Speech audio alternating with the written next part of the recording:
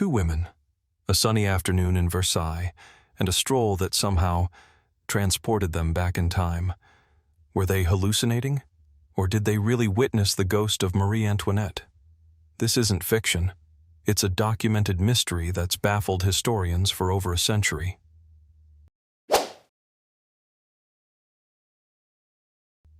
In the summer of 1901, two English women set off for a sightseeing trip in France. They were not ordinary tourists. Anne Moberly was the principal of St. Hugh's College in Oxford, and Eleanor Jourdain was her assistant, both well-educated, rational women in their 40s. On August 10th, they traveled to the Palace of Versailles, eager to explore the grandeur of French royal history. But they had a specific destination in mind: the Petit Trianon, a small chateau on the palace grounds, famously associated with Queen Marie Antoinette.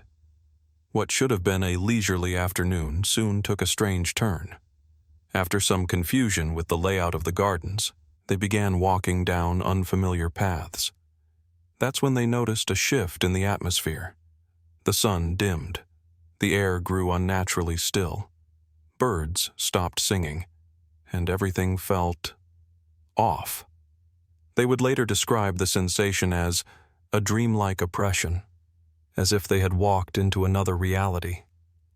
As they continued, the women began to encounter strange figures. First, two men dressed in long green coats and tricorn hats stood motionless near a garden structure. Their appearance was oddly dated, as if they belonged to the 18th century. Neither man acknowledged the women. Their skin looked waxy, their expressions blank. Then, a man with a pockmarked face appeared. He wore a cloak and wide-brimmed hat and waved them away angrily. His voice, they said, was coarse and out of place. Later, they described him as deeply unpleasant and unsettling. Anne and Eleanor kept walking, unnerved but curious.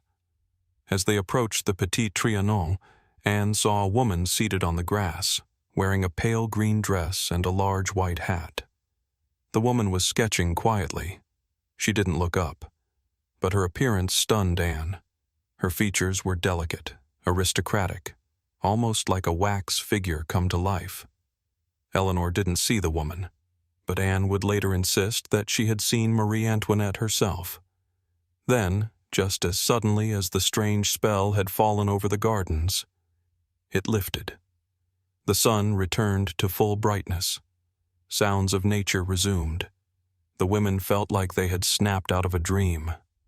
They quickly left the grounds, confused and shaken. Back in England, the experience gnawed at them. They couldn't let it go. Was it a hallucination, mass suggestion, or something else? Eleanor began to research the layout of Versailles and discovered that some of the paths and structures they had seen didn't exist in the modern-day palace grounds, but had existed during the late 1700s. Even more chilling, she found that their description of the clothing, hairstyles, and architecture precisely matched that of Marie Antoinette's era, details they hadn't studied beforehand. Together, they wrote a book under pseudonyms, An Adventure, in 1911. In it, they described their strange encounter and proposed a theory that they had experienced a time slip, a momentary crossover into the past. The book became a sensation, selling thousands of copies. But it also sparked controversy. Critics accused the women of fabrication, delusion, or confusion. Some suggested they had stumbled upon a historical reenactment. Others called it a shared psychosis. But there was a problem. No reenactment was scheduled that day, and no actors or performers were reported on the grounds. Additionally, the details the women described, especially the obscure clothing and building layouts, were historically accurate but not widely known at the time. If it was a hoax, it was an incredibly well-researched one. Over the years, the Moberly Jourdain Time Slip became one of the most famous alleged time travel cases in history. Skeptics continued to dismiss the story.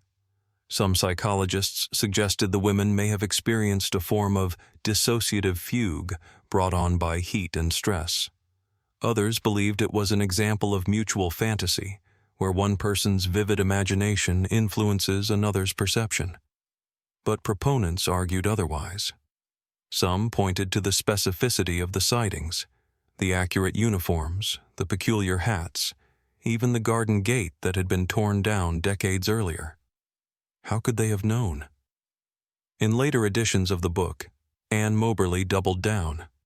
She insisted the woman she saw sketching on the lawn was Marie Antoinette, shortly before her arrest and eventual execution. She believed they had somehow witnessed a psychic echo of the Queen's final days at Versailles.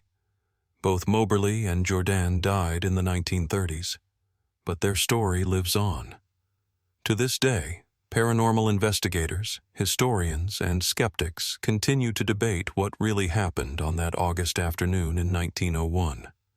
Was it a time slip? A haunting? A case of mistaken memory? Or something beyond science entirely? Versailles has long been rumored to be one of the most spiritually charged locations in Europe. Countless visitors have reported strange sensations, eerie sightings, and ghostly figures throughout its gardens and halls. But the Moberly-Jourdain incident stands alone, not just as a ghost story, but as a possible encounter with time itself. So, what do you believe?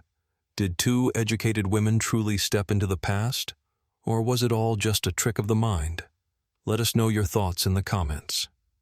If you enjoyed this journey into the unexplained, don't forget to like the video and subscribe to Unsolved Mysteries Archive for more stories just like this, where history meets the unknown.